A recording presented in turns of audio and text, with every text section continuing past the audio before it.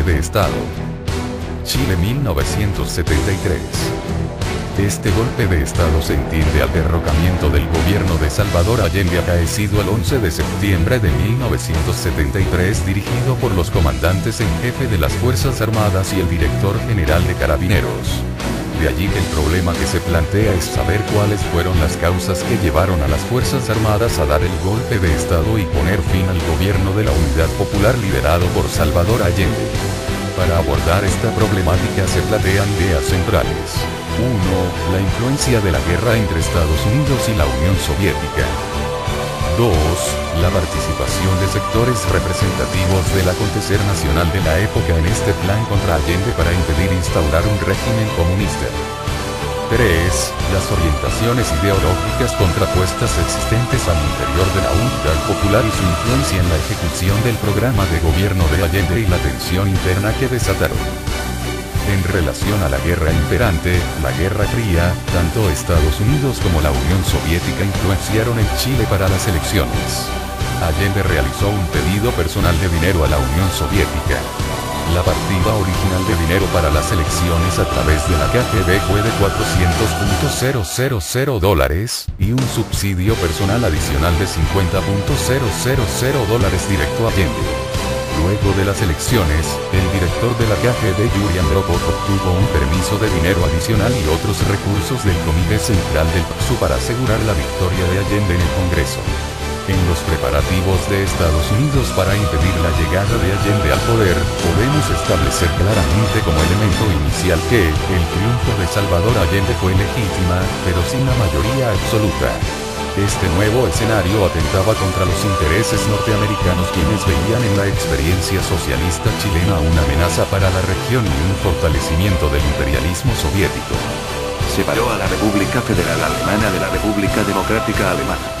Fue uno de los símbolos más conocidos de la Guerra Fría y de la separación de Alemania.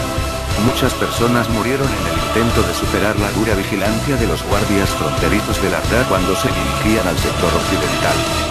El 9 de noviembre de 1989, el muro de Berlín comenzó a ser destruido por habitantes de ambas partes de Alemania, en algunos casos a martillazos. El declive de la URSS y el fin de la Guerra Fría, sumados a las manifestaciones locales y la fuerte crisis económica que atravesaba la RDA, pusieron fin a la existencia del muro. La frontera estaba protegida por una valla de tela metálica, cables de alarmas, trincheras para que no pasaran los vehículos, una cerca de alambres de púas, más de 300 torres de vigilancia y 30 búnkers. Un miembro del Politburó anunció en una conferencia de prensa que todas las restricciones habían sido retiradas y que se permitía el paso a la Alemania occidental. En 1990, se concretó la Unión Alemana bajo el nombre de la República Federal de Alemania. Lo que ha hecho excepcionalmente difícil la transición soviética y rusa ha sido la necesidad de transformar simultáneamente los sistemas político y económico, mientras que, al mismo tiempo, un tipo de imperio ya fuera el de la Unión Soviética, ya el de la Federación Rusa tenía que convertirse en un federalismo auténtico si se quería dar una posibilidad real de éxito a la transición hacia la democracia. Estos enormes cambios se vieron complicados, además, por la necesidad de que los ciudadanos y los dirigentes rusos aceptaran la posición internacional de potencia importante en vez de la de superpotencia, y por el difícil ajuste psicológico que entrañaba el pleno reconocimiento de la independencia de territorios que, en algunos casos, habían formado parte de la Gran Rusia desde el siglo XVIII antes. A la luz de estos obstáculos históricos a la transición hacia la libertad y la democracia en Rusia, lo que realmente impresiona a los observadores, más que los fracasos y los contratiempos, es el alcance de lo conseguido entre mediados de los años 80 y mediados de los 90, especialmente en lo relativo a la libertad. Pero para millones de rusos, la transición fue tan dolorosa que, a mediados de los 90, situaban la libertad en el área inferior de su escala de valores, más abajo que al principio del decenio. En especial la generación vieja expresaba, tanto con sus votos como en las encuestas de opinión, la nostalgia por la seguridad y el carácter predecible de las cosas que asociaban con las últimas décadas del gobierno comunista.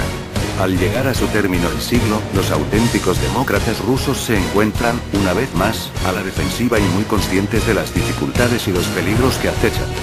Glasnost y Perestroika.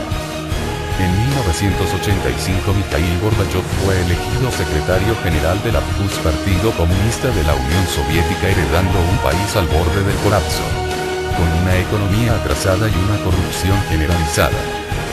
Los fallidos intentos de reforma, una economía estancada y la guerra de Afganistán habían llevado a un sentimiento general de descontento. Por esto, puso en marcha dos reformas: perestroika y la glasnost. Perestroika, nombre dado a la política reformista emprendida por Gorbachov en la URSS en 1987.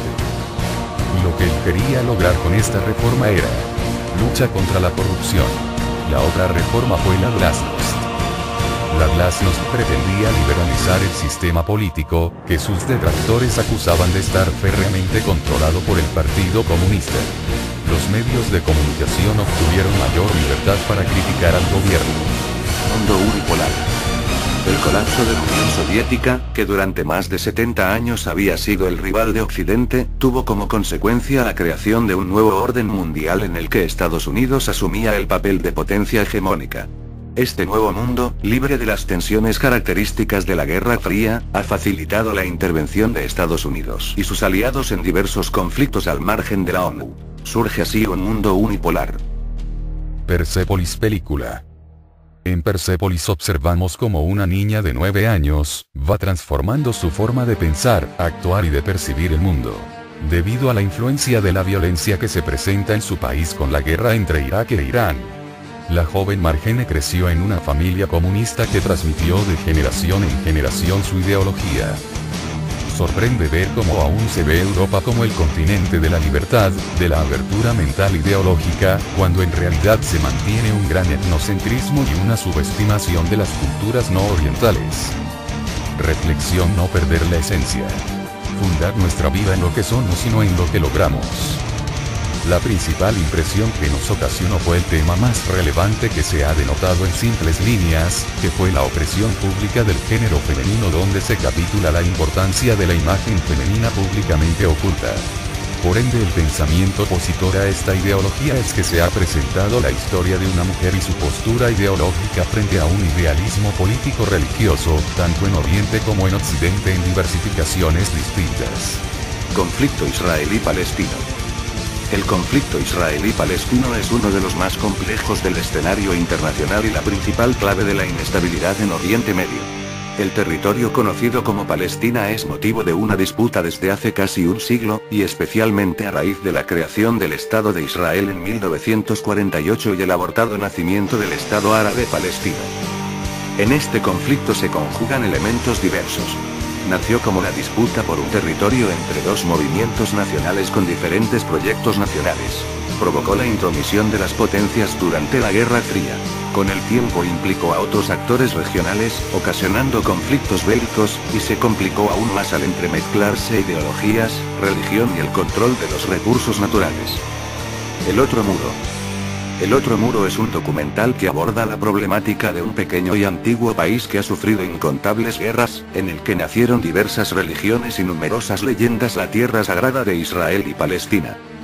En este lugar, la búsqueda de las fronteras ha sido un tema que ha provocado incontables enfrentamientos, pero esta vez, el asunto ha llegado al punto extremo con la construcción de un muro que ha terminado por dividir y sitiar a sus propios habitantes.